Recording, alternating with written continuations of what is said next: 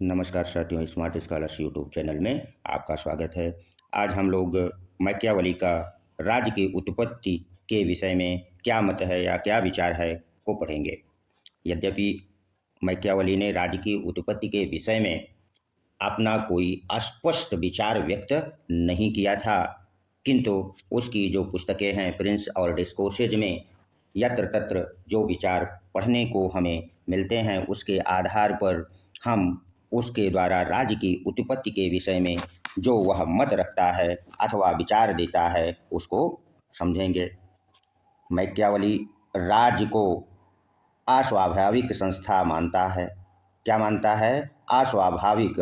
अस्वाभाविक का मतलब हुआ कि राज्य की जो उत्पत्ति हुई है वह मनुष्यों द्वारा हुई है और समझौते का परिणाम है, ना कि जैसा इसके पहले प्राचीन विचारक प्लेटो अरस्तु राज्य को प्राकृतिक या स्वाभाविक संस्था मानते हैं। तो इस संदर्भ में जो राज्य की उत्पत्ति के विषय में वह विचार देता है, वह राज्य को अस्वाभाविक संस्था मानता है। यहाँ से मुझे लगता है कि हो सकता है कि आपकी परीक्षा में पूछ ले कि मैकियावली राज्य को स्वाभाविक संस्था मानता है या अस्वाभाविक। तो कैसी संस्था मानता है? अस्वाभाविक, अर्थात मानवीकृत संस्था मानता है और इसकी उत्पत्ति समझौते के द्वारा होती है। और जो राज्य की उत्पत्ति के विषय में वह अपना मत देता है, उसके वह किस आधार पर देता है इसको हम लोग समझ लेते हैं। तो राज्य की उत्पत्ति के विषय में जो वह मत देता है वह उसका आधार क्या है? ऐतिहासिक। किस आधार पर देता है? ऐतिहासिक आधार पर वह राज्य की उत्पत्ति को बतलाता है। वो कहता है कि मानव जाति के इतिहास में जो वो कहता है कि मानव जाति के इतिहास में ना तो कोई समाज था और ना ही राज्य था।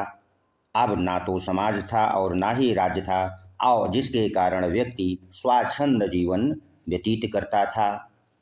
किंतु वह आगे ये कहता है कि ना तो उसके ऊपर समाज का बंधन था और ना ही राज्य का, और स्वच्छंद जीवन व्यतीत करता था, किंतु वह मानव स्वभाव के मूल रूपों का जो उल्लेख करता है उसके आधार पर वह अपने राज्य की उत्पत्ति का विवेचन आगे करता है। तो सबसे पहले वो हमें यहाँ जानना यह जरूरी है कि वो मानव स्वभाव का जो मूल रूप है वो क्या बतलाता है। तो वह मानव स्वभाव का जो मूल रूप है उसमें तीन तत्वों को वो बतलाता है। वो कहता है कि मानव स्वभाव से ही दुष्ट होता है, स्वार्थी होता है। क्या होता है? स्वार्थी होता है और अहंकारी होता है। यानी कितने तत्वों की वो बात करता है? दुष्ट, स्वार्थी और अहंकारी मानव स्वभाव का मूल रूप वो बतलाता है।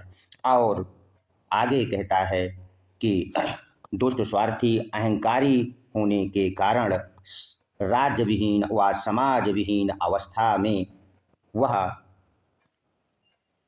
परस्पर संघर्षरत थे, यानी मारकाट करते थे तथा एक दूसरे की संपत्ति को छीनने का प्रयास करते थे। अर्थात राज्य विहीन अवस्था में लोगों के बीच संघर्ष होता था, मारकाट होती थी तथा लोग एक दूसरे को, जो जितना अधिक शक्तिशाली होता था, संपत्ति को लूट लूट लेता था या छीन लेता था। ऐसी अवस्था से परेशान हो गए लोग, अथवा परेशान हो करके एक व्यक्ति को शासक बनाने का निश्चय करते हैं। क्या बनाने का? शासक या राजा बनाने का निश्चय करते हैं। क्यों करते हैं?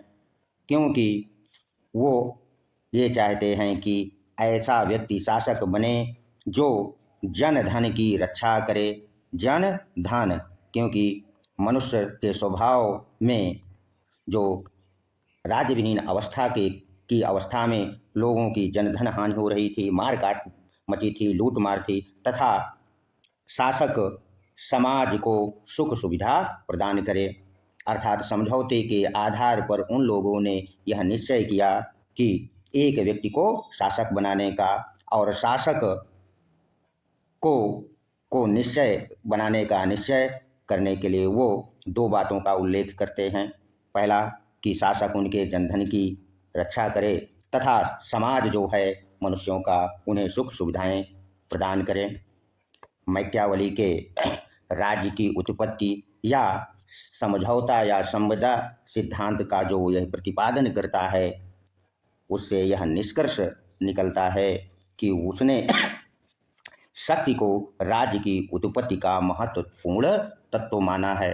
अब हम थोड़ा सा यहाँ पर इस बात की चर्चा कर लें कि जो मैकियावली है वो राज्य के विस्तार के विषय में क्या कहता है।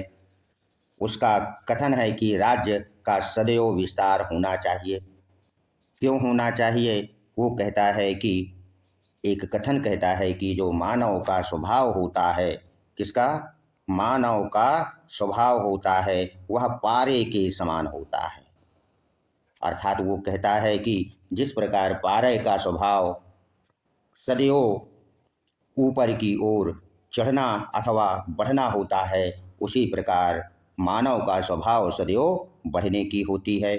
और अपने इस कथन के आधार पर वो कहता है कि जो राज्य होता है उसका भी विस्तार सदैव होना चाहिए या बढ़ना चाहिए।